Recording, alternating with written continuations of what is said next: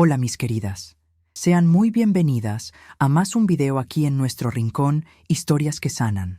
Para quienes aún no me conocen, yo soy Mariana, tengo hoy 27 años y les hablo desde un pueblo en los valles centrales de Oaxaca. El sol y el color de esta tierra que hoy me calman, alguna vez parecieron estar a un océano de distancia, un océano que yo misma crucé buscando un sueño y donde encontré mi peor pesadilla. Mi historia es sobre cómo un me gusta en una foto y un mensaje en Instagram se transformaron en cadenas invisibles, en una jaula de oro en el corazón de Europa. Es una historia de separación, sí, pero no solo de un hombre, sino de una vida de mentiras, de una pesadilla que muchos dudan que pueda suceder. Yo tenía 19 años y sentía que la vida se me iba como un camión urbano lleno en el que nunca lograba subirme. Vivía aquí, en un pueblo lleno de vida, de barro y de gente luchona, pero que para mí se sentía demasiado pequeño. Mi rutina era un ciclo de ayudar a mi mamá en el pequeño taller de artesanías que mantenían con tanto suor y estudiar para el examen de admisión a la universidad, para la carrera de Relaciones Internacionales. Recuerdo las noches, sentada en la mesa de la cocina después de cerrar el taller, mi papá llegando con las manos callosas de moldear el barro, mi mamá rehaciendo las cuentas en su libretita. Era una vida de amor, pero de mucha lucha. Yo veía a mis primas casándose, teniendo hijos, y sentía la presión silenciosa de la familia en cada comida de domingo. ¿Y tú, Mariana? Ya vas a cumplir 20 y nada de un novio serio. Estudiar es importante, pero no te vayas a quedar a vestir santos. Yo me sentía diferente. Mi mejor amiga, Jimena, ya andaba de novia con un chavo del pueblo vecino, planeaba su boda y preparaba un examen para conseguir una plaza en la CFE. Y yo soñaba con el Partenón, con las calles de París, con conocer la nieve. Recuerdo una fiesta de cumpleaños de una tía, unas semanas antes de conocer a Maximilian. Yo estaba en un rincón, observando las pláticas, todas girando en torno a los pagos del crédito, las inscripciones de los niños a la escuela y recetas de mole. Me sentí un pez fuera del agua. Me escapé al patio, saqué mi celular y me puse a ver mi feed de Instagram, viendo fotos de gente viajando, viviendo aventuras. Era mi portal de escape. Mi propio perfil era un reflejo de eso. Fotos del sol sobre los campos de agave, fragmentos de canciones de Caifanes, frases de libros. El diario de sueños de una chica que se sentía incomprendida. Y fue en ese universo que él apareció, como una respuesta a todas mis plegarias silenciosas. Su nombre era Maximilian. Su perfil de Instagram era una obra de arte de la seducción. Cada foto era una invitación a soñar. Maximilian esquiando en los Alpes, Maximilian en una cata de vinos en la Toscana, Maximilian sonriendo frente a la Torre Eiffel. Y lo más increíble, lo que me atrapó por completo, era europeo, pero hablaba un español mexicano perfecto. Me explicó que su madre fue diplomática y que pasó su adolescencia en la Ciudad de México. Eso lo explicaba todo. No era solo un gringo intentando impresionar. Conocía nuestra cultura a fondo. La primera interacción fue un like en una foto mía. Después, un comentario en una foto donde yo estaba leyendo en el campo. Una mente que viaja, incluso con los pies en la tierra. Admiro eso. Mi corazón se aceleró.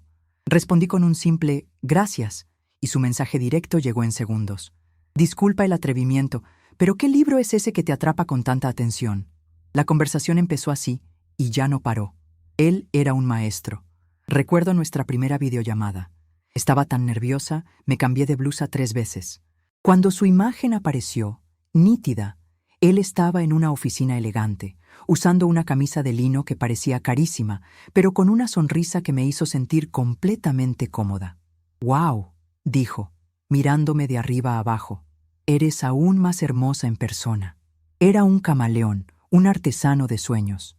Un día, publiqué una canción de Caifanes. Minutos después, recibí un video suyo por mensaje, tocando los primeros acordes de La célula que explota en una guitarra. Esa canción me recuerda a mi juventud solitaria en la CDMX, mirando el ángel de la independencia por la ventana de mi cuarto y soñando con una familia de verdad, escribió. Se pintaba como un pobre niño rico, que tenía todo, menos el calor humano que veía en mi familia. Me mandaba mensajes de «Buenos días, mi flor de Oaxaca» y «Buenas noches, futura señora de Madrid», creando una intimidad y un futuro que, hasta entonces, solo existían en mi imaginación. Recuerdo una videollamada en la que vio, en mi librero, un ejemplar de El laberinto de la soledad. Sonrió y recitó un fragmento de memoria, mirándome a los ojos a través de la cámara. Yo me quedé boquiabierta. Mi amiga Jimena, que estaba a mi lado, susurró: «Amiga, por el amor de Dios, cásate con ese hombre. Es perfecto». Su validación solo me dio más certeza. Él me hacía sentir la mujer más increíble del mundo. Mi madre, al principio, era la personificación de la cautela. «Mi hijita, ese hombre es demasiado perfecto, eso no existe. Ten cuidado, que cuando la limosna es grande, hasta el santo desconfía». Una vez me enseñó un reportaje sobre estafas por internet. Yo me reí con la arrogancia de los enamorados. «Ay, mamá, Maximilian es diferente. Estás siendo muy pesimista». Y él, como si lo adivinara, pidió hablar con ella por video. Fue el golpe de maestro. No solo la halagó. Le preguntó sobre su historia con mi papá. Escuchó atentamente y le dijo: «Doña Carmen, ahora entiendo de dónde sacó Mariana esa fuerza y esa dulzura. Usted es una mujer de fibra». Y entonces, el jaque mate. Prometió que vendría a México para pedir la mano de la joya que ustedes tienen. Boda. En menos de 2 meses de pláticas, esa palabra ya estaba entre nosotros. Él me decía: «Mariana, tú no naciste para tener una vida pequeña, naciste para brillar, y yo te voy a dar el mundo». Y yo, ciega, enamorada, le creí. Mal sabía yo que el mundo que me daría sería una jaula.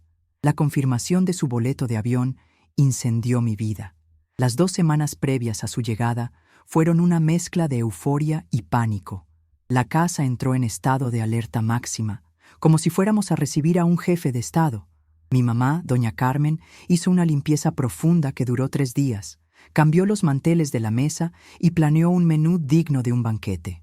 «¿Qué le gustará comer, mi hijita? ¿No irá a pensar que nuestra casa es muy humilde?». Yo, por mi parte, vivía en un estado de sueño febril. En el taller de mis papás, apenas podía concentrarme en las piezas de barro, mi mente vagaba al encuentro en el aeropuerto. Ensayaba nuestro primer abrazo, nuestro primer beso. La ansiedad era tanta que apenas dormía.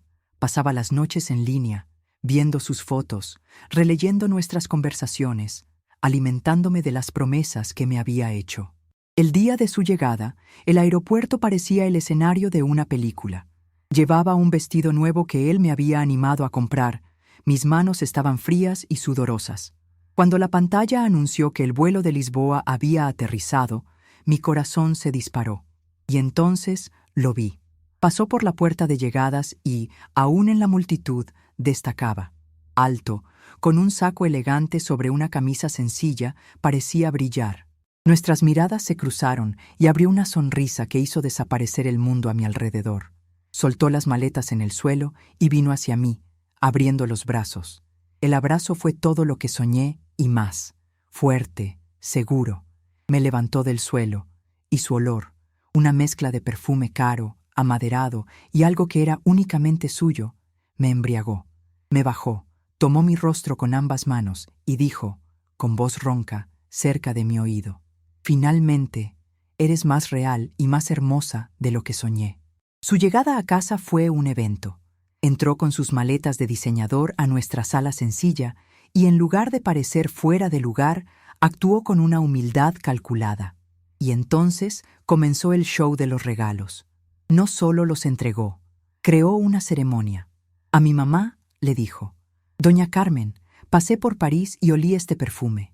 Me recordó la elegancia y la fuerza que vi en usted, incluso a través de una pantalla». Mi mamá, sin palabras, sostenía la caja como si fuera una joya. A mi papá le entregó el reloj diciendo: «Don Roberto, un hombre que ha trabajado toda su vida para construir una familia merece un símbolo de que su tiempo ha sido bien invertido». Hasta mi hermano menor, de 14 años, fue blanco de su estrategia. Maximilian se sentó con él en el piso de la sala, le preguntó sobre su videojuego favorito con un interés que parecía genuino, y luego le entregó la tablet. «Para que entrenes y seas un campeón». Y cuando regrese a Europa, te mando la consola de última generación que acaba de salir allá. La pedida de mano fue la cima. En una comida de domingo, se arrodilló en medio de nuestra sala e hizo un discurso que silenció a todos. Mariana, una vez me dijiste, en una noche mirando el cielo de Oaxaca, que te sentías pequeña y que tus sueños eran demasiado grandes para tu mundo. Estoy aquí de rodillas, frente a tu familia que ahora es la mía, para decirte que eres la estrella más grande y brillante que he visto, y quiero pasar el resto de mi vida en tu órbita. ¿Te quieres casar conmigo? Las lágrimas corrían sin parar. Mi tía me jaló a un rincón después y me dijo: «Mija, te sacaste la lotería. Un hombre así no se encuentra todos los días. Agárralo con uñas y dientes». Esas palabras resonaron en mí, validando mi elección. La boda se fijó para 3 meses después. El civil fue extraño, en un registro civil frío e impersonal. Al firmar los papeles, sentí un hueco en el estómago. El juez preguntó si era mi libre y espontánea voluntad, y Maximilian apretó mi mano, un gesto que pareció de apoyo, pero que hoy veo como una orden. Firmé mi nombre, con una caligrafía temblorosa junto a su firma firme y elegante. La ceremonia religiosa, sin embargo, fue un espectáculo en la iglesia más bonita del pueblo. Durante la planeación, quise invitar a todos mis amigos de la escuela, del pueblo. Él, con dulzura, me disuadió. Mi amor, nuestro día es sobre nosotros. No necesitamos una multitud, solo a quienes son verdaderamente esenciales. Hagamos algo más elegante, más íntimo.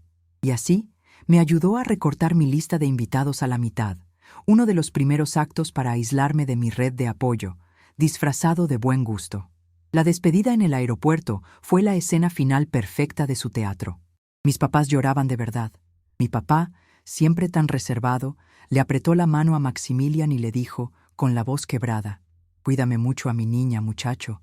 Es el único tesoro que tengo». Maximilian lo miró a los ojos y respondió sin dudar: «Con mi propia vida, don Roberto. Ella es mi tesoro ahora». Yo lloraba una mezcla de nostalgia y de una alegría ciega. Mientras el avión despegaba y las luces de Oaxaca se convertían en un tapete brillante allá abajo, sentí un pánico repentino, un miedo a lo desconocido. Pero miré a mi lado, a Maximilian sosteniendo mi mano, tan tranquilo, tan seguro, y me convencí de que era solo la ansiedad normal de una nueva vida. Silencié activamente mi intuición, eligiendo creer en el sueño que me estaba vendiendo. El viaje en avión fue la calma antes de la tormenta, la última burbuja de fantasía. Pero la realidad comenzó a imponerse en el trayecto entre el aeropuerto de Barajas y nuestro futuro hogar. Salimos del ambiente vibrante del aeropuerto y nos subimos a un coche de lujo, silencioso y frío. Maximilian, que antes no paraba de hablar y hacer planes, ahora estaba callado, concentrado en el tráfico. Pasamos por el centro de Madrid, con sus edificios históricos y su bullicio, pero nuestro destino era otro. Fuimos al barrio de Salamanca, una zona exclusiva, de calles anchas, arboladas y aterradoramente silenciosas. Los edificios eran monumentales, imponentes, pero parecían vacíos, sin vida. Sentí un escalofrío, una sensación de estar muy, muy lejos de casa. El departamento estaba en un 3er piso de uno de esos edificios, y era exactamente como en las fotos. Inmenso, con un piso de mármol que hacía eco a nuestros pasos, ventanales que iban del suelo al techo, y muebles de diseño italiano. Maximilian me dio un tour, señalando las marcas. La cocina es toda alemana, de Miele. El sofá es de poltrona Frau. El sistema de sonido es Bang & Olufsen. No decía nuestra cocina o nuestro sofá. Narraba un catálogo de lujo. Lo único que rompía la perfección monocromática era una pintura enorme y abstracta en la sala. No había fotos ni libros, salvo los de arte perfectamente alineados en la mesa de centro, ni un solo adorno, nada que indicara que una persona real vivía allí. En mi maleta, yo había traído un pequeño portarretratos con una foto mía con mis papás y mi hermano, tomada en nuestra fiesta de compromiso. Con el corazón lleno de nostalgia, lo coloqué sobre un aparador en la sala. Maximilian lo vio, sonrió y lo tomó con una delicadeza quirúrgica. «Mi amor, es hermoso, Pero vamos a encontrarle un lugar mejor después, quizá en nuestro cuarto. Aquí en la sala, rompe un poco la línea de diseño que pensó el arquitecto, y guardó la foto en un cajón. Fue la primera vez que sentí un frío en la espalda.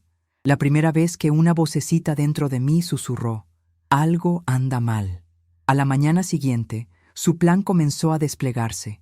Desperté y mi celular no tenía señal. Cancelé tu línea mexicana, mi amor. Las tarifas de roaming son un absurdo, dijo casualmente, mientras preparaba un café. Luego compramos un chip español, pero antes, dame tu pasaporte y todos tus documentos. La burocracia española es terrible. Si vas sola, te vas a perder.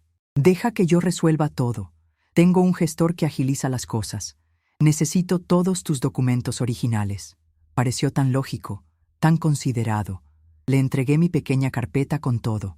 Él la tomó, me dio un beso en la frente y la guardó bajo llave en un cajón de su escritorio. Nunca más volví a ver esos documentos. La compra del chip se fue posponiendo con excusas perfectas. El primer día tenía un trabajo urgente. Al tercero, el gestor dijo que es mejor esperar a que empiece el proceso de residencia antes de poner un contrato a tu nombre, para no complicar. Al quinto día, yo, ya angustiada, decidí que al menos saldría a dar una vuelta por el barrio. Me vestí y fui a la puerta. Giré la perilla. Cerrada con llave.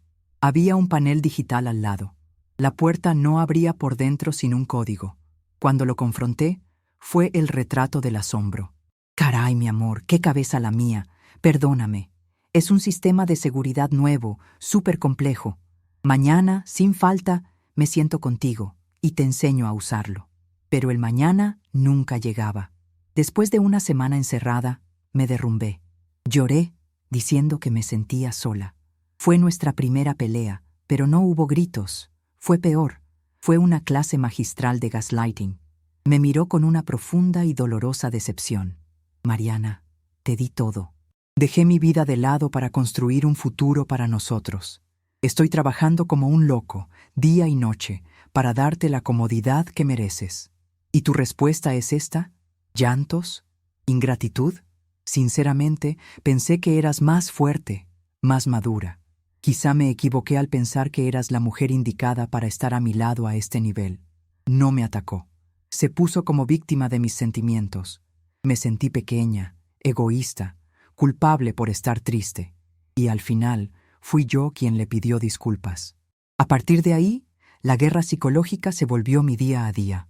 El control alimenticio se intensificó, disfrazado de preocupación por la salud.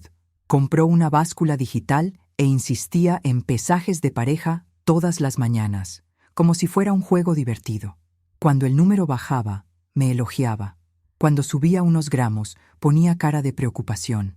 Comencé a sentir mareos, una debilidad constante. Mi cabello, antes abundante y brillante, empezó a caerse en la coladera de la regadera. Las videollamadas con mi familia eran una tortura. Maximilian se paraba detrás de la cámara, fuera del campo de visión de mis papás, y hacía gestos, controlando mis palabras. Mi mamá preguntaba: «¿Estás muy delgadita, mijita? ¿Estás comiendo bien?»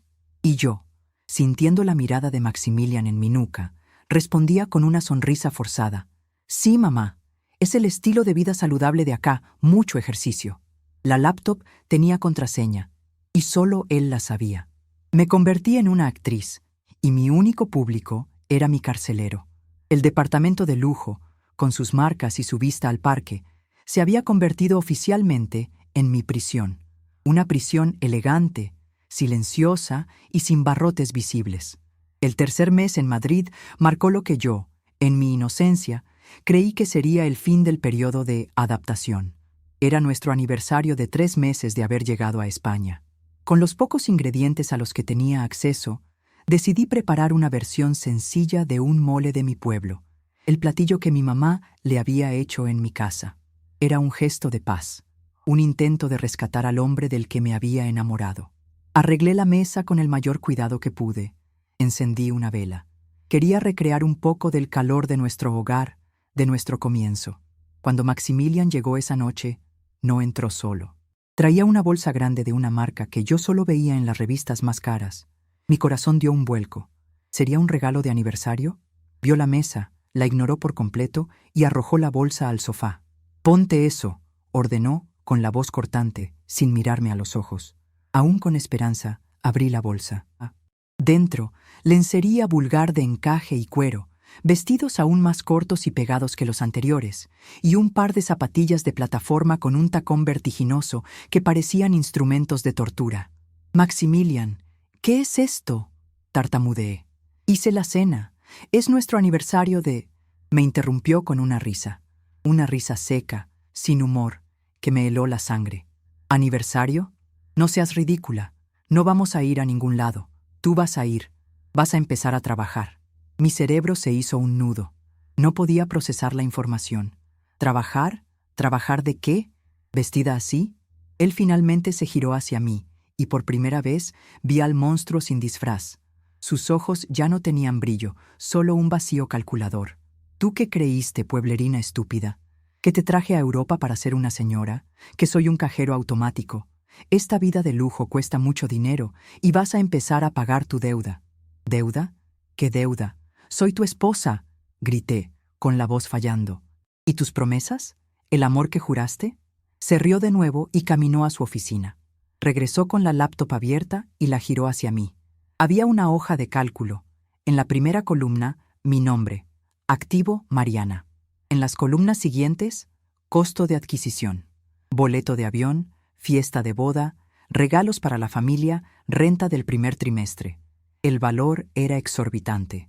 En la columna de al lado, mantenimiento mensual. Comida, gastos del edificio, electricidad. Y la más cruel de todas, una columna llamada depreciación. Al lado, una proyección, potencial de ingresos mensuales. Yo era un artículo en una hoja de negocios. ¿Amor? El amor no paga las cuentas, Mariana. Madura. Ya no eres una niña en Oaxaca, eres mi activo más valioso y es hora de que empieces a generar ganancias. De forma cruda, asquerosa, me explicó el trabajo. Tenía contactos, hombres importantes, discretos, que pagaban fortunas por compañía. Les encanta el exotismo de las latinas. Te van a pagar muy bien. Caí de rodillas, llorando, abrazando sus piernas. No, Maximilian, por favor, no. Hago cualquier otra cosa, limpio la casa, cocino, aprendo a hacer lo que sea. Pero eso no, eso es un delito. Mi negativa lo convirtió en una fiera. Me tomó del cabello y me levantó. Tú no tienes que querer, tú vas a obedecer. Seguí luchando, gritando, y entonces me arrastró de vuelta a la computadora. Abrió Google Maps y tecleó la dirección de mi casa en Oaxaca. La imagen del satélite mostró el techo de mi casa, el patio donde jugaba. Sé que tu hermano toma el mototaxi colectivo todos los días a las 12:40. Sé que tu mamá va al mercado de la esquina toda mañana. Conozco sus rutas, Mariana. Para un hombre con una moto y un cuchillo, cuesta muy poco crear una tragedia. Y yo pagaré con gusto si me desobedeces. Vas a destruir a tu propia familia con tu terquedad. El mundo se detuvo. Entendí que no tenía opción. Esa misma noche, me entrenó. Me hizo caminar por el departamento con esos tacones absurdos hasta que me sangraron los pies. Me enseñó a sonreír de una forma específica. No, no sonrías así. Pareces desesperada. Sonríe con los ojos, muestra confianza. Pagan por la fantasía, no por tu triste realidad. Eligió mi perfume, mi maquillaje, transformándome en un personaje para su obra de horror. El sonido del timbre, a las 10 de la noche, fue como una sentencia de muerte. Maximilian abrió, transformado de nuevo en el anfitrión encantador. Le dio la mano al hombre, un señor mayor, bien vestido, y lo invitó a pasar, intercambiando trivialidades en español sobre el clima y los negocios. Después, Maximilian se giró hacia mí y dijo: «Los voy a dejar solos, que se diviertan», y salió, cerrando la puerta con llave por fuera. Me quedé ahí, paralizada, mientras el hombre me miraba de arriba a abajo. Me disocié. Para sobrevivir a esos momentos, mi mente huyó. Empecé a recitar mentalmente, en orden alfabético, el nombre de todas las calles de mi pueblo que podía recordar. Calle de la Amistad, Calle de la Esperanza, Avenida del Sol. Cuando la lista terminó, empecé a tararear el himno nacional mexicano en mi cabeza, prestando atención a cada palabra. Yo era un cuerpo ahí, pero mi alma estaba a un océano de distancia. Cuando el hombre se fue, dejó un sobre con dinero en la mesa. Maximilian regresó minutos después. Tomó el sobre, contó el dinero frente a mí y sonrió. ¿Ves? Excelente. Tienes talento. Separó un billete de 50 euros, lo arrugó y lo lanzó en mi dirección. Toma, para ti, un bono por tu buen desempeño. Ese gesto, esa humillación, me rompió. Corrí al baño y vomité. Me quedé bajo la regadera casi una hora, tallándome con el estropajo hasta que la piel se puso roja, intentando en vano lavar la suciedad, el olor, el recuerdo. A partir de ese día, la violencia física se volvió rutina. Cualquier mirada de reojo, cualquier lágrima, era motivo de una bofetada, un empujón. Necesitaba mantener su activo dócil y bajo control. Los meses que siguieron a esa primera noche se transformaron en una mancha gris y amorfa. El tiempo perdió sentido. Los días se medían por el ciclo del sol que veía a través de las ventanas, y las noches eran una sucesión de rostros anónimos, olores extraños y el sonido de la puerta siendo cerrada con llave por Maximilian cuando salía y abierta cuando volvía para recoger el dinero. Desarrollé una rutina para sobrevivir. Me convertí en dos personas. Estaba Mariana, un recuerdo, un fantasma encerrado en un rincón oscuro de mi mente, y estaba el cuerpo, la muñeca que Maximilian vestía, maquillaba y usaba. Era el cuerpo el que sonreía, obedecía, soportaba. Mariana solo observaba, impotente y distante. Me refería a mí misma en tercera persona en mis pensamientos más profundos. Ahora el cuerpo tiene que bañarse. Ahora el cuerpo tiene que ponerse el vestido rojo. Esa disociación era mi único analgésico. Fue en ese estado de anestesia que mi cuerpo, a pesar de mi mente, decidió intentar generar vida. Quizá fue un último y desesperado acto biológico de rebelión. Empecé a sentir un agotamiento que ni el sueño aliviaba. El olor del café que Maximilian tomaba por la mañana me causaba náuseas violentas. Conocía las señales. Estaba embarazada. Y la primera emoción que rompió mi apatía no fue el pánico, sino una chispa minúscula y aterradora de esperanza. Un bebé, un motivo, una vida diminuta que dependía de mí. Esa idea se convirtió en mi secreto más preciado. Empecé a hablarle a esa vida en susurros, cuando estaba sola en el baño. «Hola, mi amor. Soy yo, mamá. No te preocupes, ¿eh? Vamos a salir de aquí. Voy a encontrar la manera. Vas a nacer bajo el sol de México, vas a conocer a la abuela Carmen y al abuelo Roberto». Empecé a esconder comida de verdad, un trozo de pan, una fruta que venía en las compras. Comía a escondidas, masticando despacio, con la mano sobre mi vientre, como si alimentara directamente a mi pequeño aliado secreto. Por algunas semanas, esa fantasía me dio una fuerza que no sentía en años, pero la ilusión duró poco. Mi cuerpo empezó a cambiar sutilmente y los ojos de Maximilian, entrenados para evaluar cada centímetro de su activo, no tardaron en notarlo. «Estás diferente, tu cara está más llena», dijo un día, analizándome con una frialdad comercial. Esa noche me arrojó una caja de una prueba de embarazo de farmacia. «Hazla». El resultado positivo brilló en la pantalla como una sentencia de muerte. Yo, en un último intento desesperado de alcanzar al hombre que un día amé, le mostré la prueba con los ojos llenos de lágrimas. «Maximilian, es un hijo nuestro, un bebé. Por favor, podemos parar esto, empezar de nuevo. Te perdono todo». La bofetada fue tan fuerte que caí al suelo. «Hijo, ¿estás loca?», gritó, con el rostro rojo de ira. «¿Crees que voy a criar a un bastardo que ni sé de quién es? Vas a sacar esa cosa ahora mismo». Me arrastró del cabello hasta el baño. Abrió el botiquín y sacó una tira de pastillas que nunca había visto. «Tómatelas todas, ándale». Luché, grité, lo arañé, le mordí la mano, pero él era mucho más fuerte. Me abrió la boca a la fuerza, me metió las pastillas hasta la garganta y me hizo tragarlas con agua de la llave. Las horas siguientes fueron una tortura.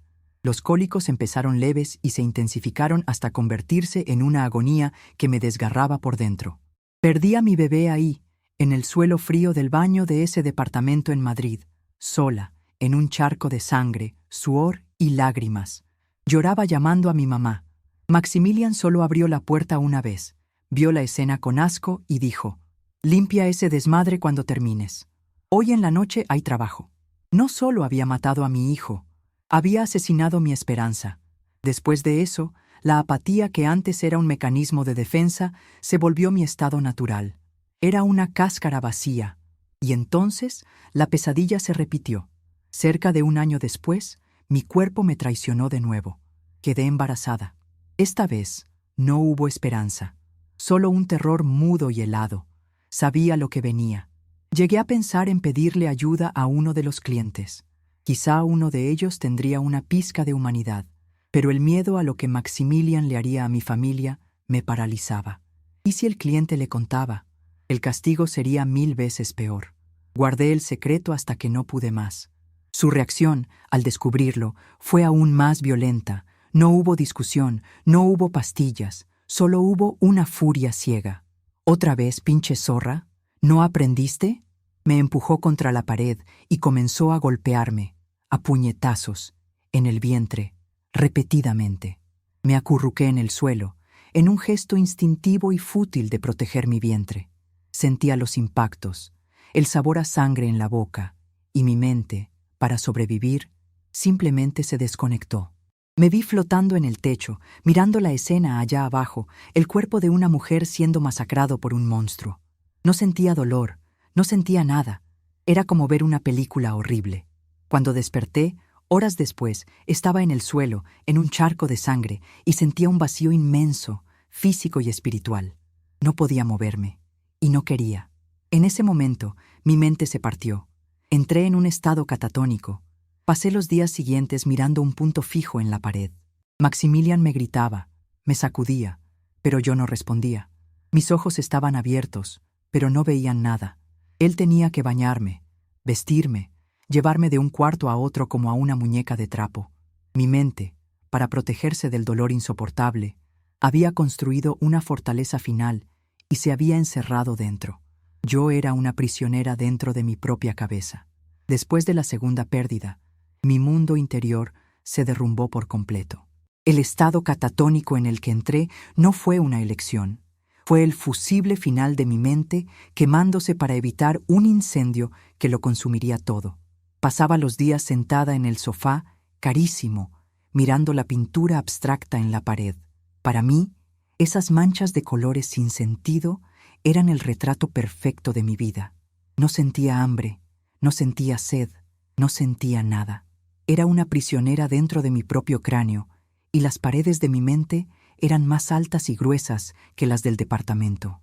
La reacción de Maximilian a mi condición no fue de preocupación, sino de furia. Para él, su activo estaba roto, defectuoso.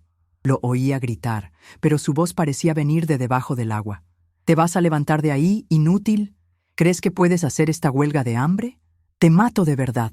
Me sacudía. Me daba bofetadas leves en la cara para intentar obtener una reacción. Me alimentaba a la fuerza, metiéndome comida en la boca, que yo tragaba automáticamente, sin saborear. Me bañaba como si lavara un objeto. La ironía es que, en ese estado, la explotación sexual se detuvo. Yo era inútil para los negocios. Mi cuerpo roto le generaba pérdidas. Esta situación duró semanas, quizá un mes, y entonces, un día, algo pasó. El aire acondicionado central del edificio se descompuso, haciendo un ruido infernal. Maximilian, pensando más en su propia comodidad que en otra cosa, agendó una visita técnica. Fue ese día que la primera rendija de luz penetró mi oscuridad. Maximilian me avisó de la visita, me vistió con ropa decente y me sentó en el sofá con una orden. Te vas a quedar aquí y no vas a abrir la boca. Si te pregunta algo, lo ignoras. ¿Entendido? No reaccioné. Él salió a resolver algo en la calle, encerrándome, como siempre. Poco después, oí el timbre. Por primera vez en mucho tiempo, un sonido externo provocó una reacción en mí, una minúscula corriente eléctrica de curiosidad.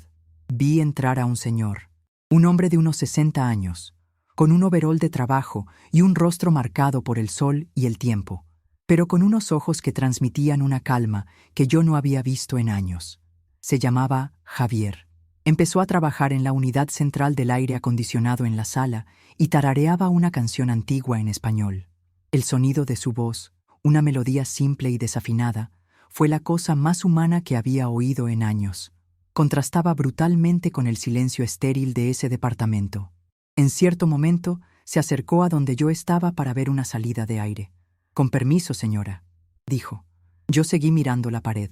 Él insistió, con voz amable. «Señora, ¿se encuentra usted bien?» Giré mi rostro lentamente y lo miré. Fue la primera vez que hice contacto visual con alguien que no fuera Maximilian en meses, y lo que vi en su mirada me sacudió. No era la lujuria de los clientes, no era la indiferencia de los repartidores, no era el odio de Maximilian, era compasión, pura y simple. Vio a través de la fachada, vio a la niña asustada detrás de los ojos vacíos. Mi corazón, que yo creía de piedra, dio un vuelco doloroso. No dije nada. Solo lo miré fijamente, y mis ojos debieron gritar todo lo que mi boca no podía decir. Sostuvo la mirada un segundo, asintió lentamente como si hubiera entendido el mensaje, y volvió a su trabajo. La reparación era complicada. Tendría que volver al día siguiente. La noche entre su primera y su segunda visita fue la más larga de mi vida. No dormí.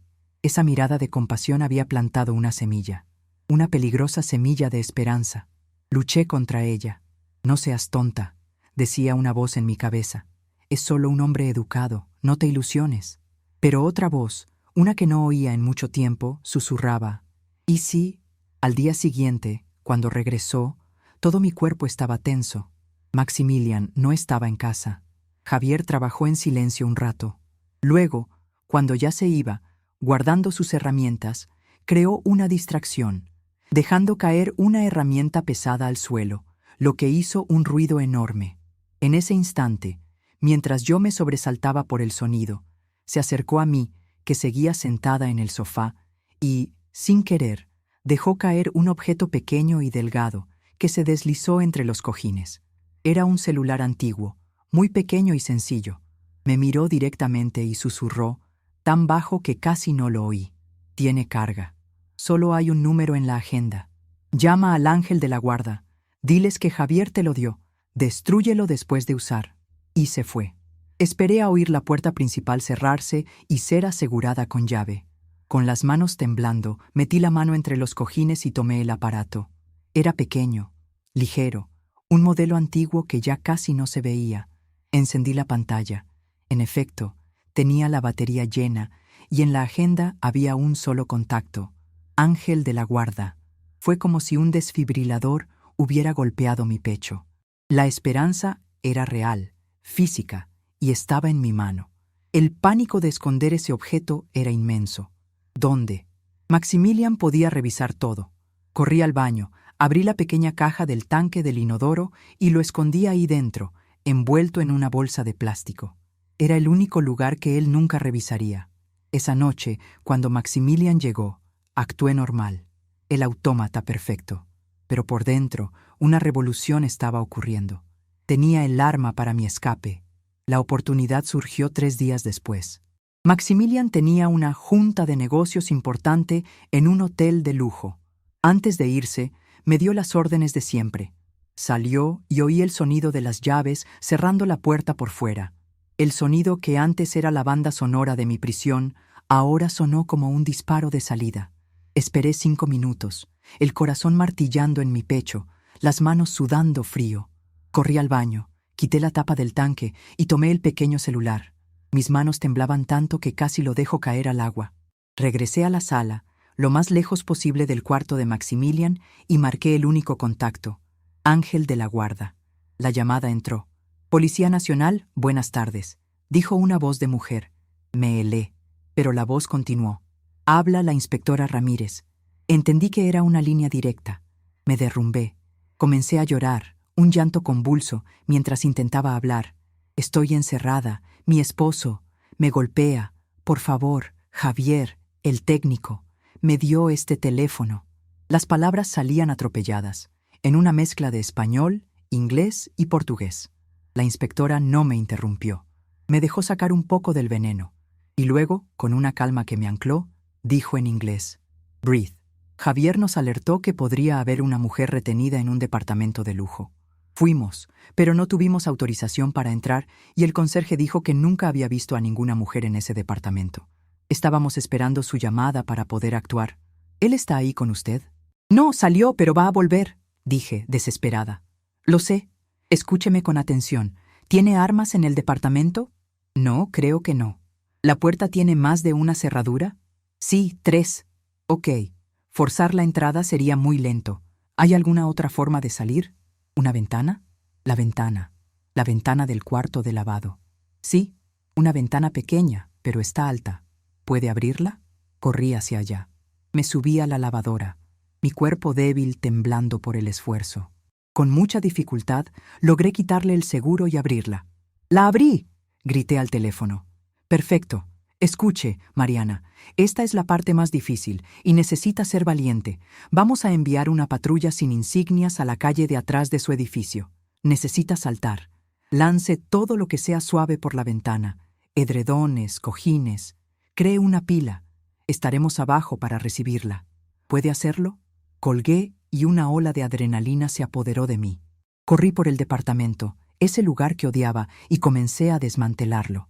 Tomé los cojines carísimos del sofá italiano y los lancé por la ventana. ¡Adiós!, gritaba en mi mente. Arranqué el edredón de plumas de ganso de la cama donde había sido tan humillada y lo arrojé también. ¡Adiós! Fue cuando oí un ruido en el pasillo del edificio. Se me heló la sangre. Maximilian. Había vuelto antes. Corrí y me escondí detrás del sofá, el corazón en la garganta, espiando por la mirilla. Era solo un vecino. Eso me dio el empujón que faltaba. Regresé al cuarto de lavado y me subí a la encimera. Miré hacia abajo. El patio de cemento, incluso con la pila de cosas, parecía un abismo.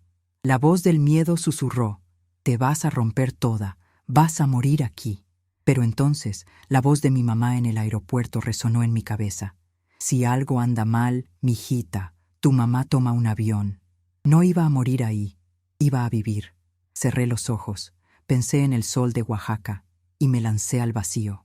La caída duró 1 segundo y una eternidad. Sentí el impacto, un dolor agudo en el tobillo, pero la ola de alivio que me inundó fue mayor que cualquier dolor. Estaba en el suelo, fuera de la jaula. Miré hacia arriba y vi la ventana abierta, mi portal a la libertad. Me levanté, cojeando, y corrí hacia el portón del patio. Y ahí estaban, 2 policías, un hombre y una mujer. La mujer policía, que debía tener mi edad, se acercó, me envolvió en una manta y dijo las palabras que se convirtieron en el nuevo cimiento de mi vida. «It's over. You're safe now». Se acabó. Estás a salvo. Y fue ahí, en los brazos de esa extraña, sintiendo la tela áspera de la manta en mi piel, el olor del aire libre, que me derrumbé. Intenté hablar, agradecer, pero de mi garganta solo salían sollozos. Lloré por todo, por los 3 años perdidos, por el dolor, por el miedo. Pero por primera vez eran lágrimas de liberación. Las primeras horas de mi libertad fueron un torbellino de sensaciones contradictorias.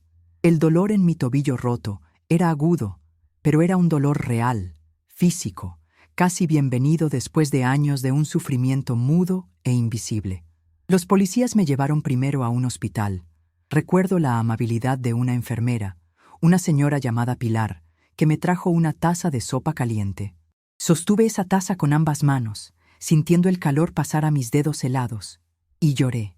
Lloré porque hacía años que nadie me ofrecía algo sin querer nada en cambio. Lloré porque el sabor de esa sopa simple era el sabor de la compasión. Mientras me atendían, llegó la inspectora Ramírez. Se sentó junto a mi cama y, por primera vez, tuve una conversación de verdad. Me explicó que yo era una víctima de trata de personas y privación ilegal de la libertad, que yo no tenía la culpa de nada. Escuchar esas palabras, víctima y sin culpa, de una figura de autoridad, fue como si una pieza fundamental de mi alma, que estaba perdida, encajara de nuevo en su lugar. Fue ahí que me contó. Maximilian había sido arrestado en el acto al intentar entrar al departamento, que ya estaba bajo vigilancia. La noticia no me trajo alegría, sino un alivio profundo y visceral, como si finalmente pudiera soltar todo el aire que contuve por 3 años. El proceso legal fue otro tipo de batalla. Me quedé unas semanas en España, en una casa de acogida para víctimas de trata, bajo protección policial. El Consulado de México me dio todo el apoyo. Tuve que dar mi testimonio varias veces. La audiencia final fue por videoconferencia, ya de regreso en México, en una sala estéril del consulado.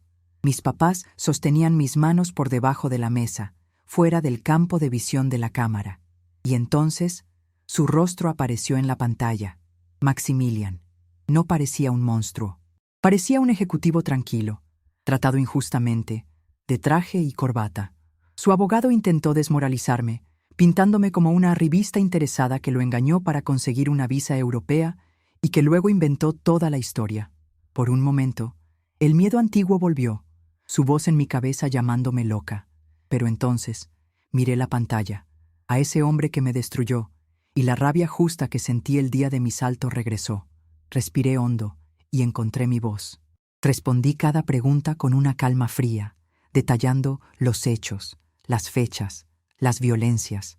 No lloré, no grité, solo conté la verdad, mi verdad, y fue más fuerte que sus mentiras. Maximilian fue condenado a muchos años de prisión. Hoy veo que su doble nacionalidad fue el arma perfecta para la estafa. En México, como su madre era mexicana, él también lo era. Por eso nuestra boda en el registro civil fue tan rápida, sin burocracia ni sospechas. Pero, para sacarme del país, usó su pasaporte europeo, que me llevaría a España sin que nadie hiciera preguntas. Y ahí fue donde la trampa se cerró. La promesa de encargarse de mis papeles de residencia fue la excusa ideal para quitarme mis documentos y encerrarme del mundo. Regresar a Oaxaca y reencontrarme con mi familia fue, al mismo tiempo, la mayor bendición y un desafío enorme. Su abrazo en el aeropuerto fue el puerto seguro que necesitaba. Pero, en los días siguientes, un abismo invisible parecía separarnos. Ellos querían a la Mariana de vuelta, a la chica alegre y soñadora, pero esa Mariana ya no existía. Mi mamá cocinaba mis platillos favoritos, pero la comida no me sabía a nada. Mi hermano intentaba hacerme reír con chistes, pero mi rostro parecía congelado. Su amor era inmenso, pero no sabían cómo tratar a la extraña que habitaba el cuerpo de su hija. Y yo, a mi vez, me sentía culpable por no poder ser quien ellos querían que fuera. Fue cuando empecé a ir a terapia, y esa fue la decisión que verdaderamente salvó mi vida. La primera sesión fue 1 hora de silencio y llanto. No podía hablar, pero mi psicóloga, con una paciencia infinita, solo se quedó ahí conmigo, en ese silencio. Fue ella quien le puso nombre a mis dolores. Me explicó sobre el vínculo traumático, el bombardeo de amor, el gaslighting. Entender que había una ciencia, una técnica detrás de su manipulación, me liberó del peso de la culpa. No fui tonta, fui casada por un depredador experto. Aún así, la sanación no es una línea recta. Tuve crisis de pánico terribles. Una vez, en el mercado, un hombre pasó usando un perfume parecido con el de Maximilian. Mi cuerpo reaccionó antes que mi mente. Caí al suelo, sin poder respirar, reviviendo todo el terror. Mi amiga se asustó muchísimo, no supo qué hacer. Esa distancia entre mi realidad y la de los demás me hizo sentir muy sola de nuevo. Fue esa soledad, esa dificultad para hacerme entender, lo que me llevó a un nuevo camino. Empecé a trabajar como voluntaria en una ONG que apoya a mujeres víctimas de violencia. Al principio, solo quería escuchar, saber si había otras como yo. En mi primer día estaba aterrada. Y entonces llegó una chica, con los ojos llenos del mismo terror que un día fueron los míos. Y susurró: «Fue mi culpa, yo debía haberme dado cuenta». Y sin pensar, tomé su mano y le dije las palabras de la inspectora Ramírez: «No, la culpa no es tuya, estás a salvo ahora». Al decirle esas palabras a ella, finalmente las interioricé para mí. En ese momento, ayudándola, comencé a sanarme de verdad. Fue ahí que decidí. No quería ser solo un hombro para llorar. Quería tener las herramientas para ayudar en la reconstrucción de otras vidas.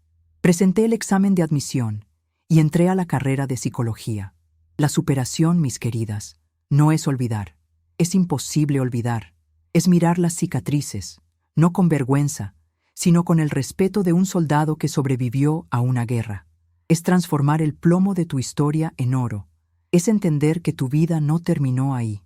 Ese fue el final de un capítulo terrible, pero el libro de tu vida continúa. Y tú, y solamente tú, eres la autora de las siguientes páginas.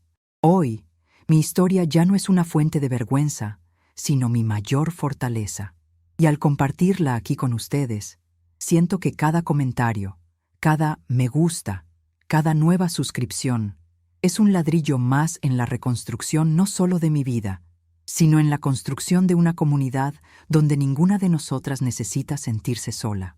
Si mi viaje las conmovió, si creen en el poder de compartir, se los pido con todo mi corazón. Suscríbanse al canal. Vamos juntas a transformar nuestras historias de dolor en faros de esperanza para otras mujeres. Muchas gracias por escucharme. Un beso en el corazón de cada una de ustedes y hasta la próxima.